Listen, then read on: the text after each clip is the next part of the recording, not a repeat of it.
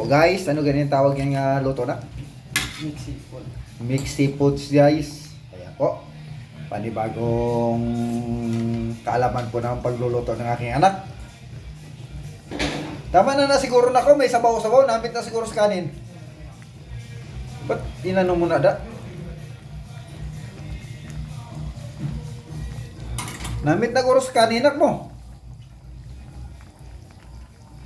Ayan po guys, so mixed seafood. Ayan. Medyo kunti lang ating handa.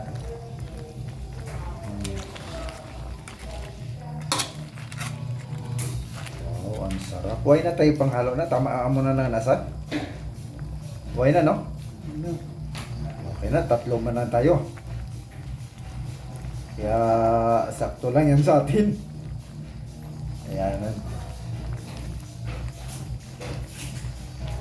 Baka ma-overcook.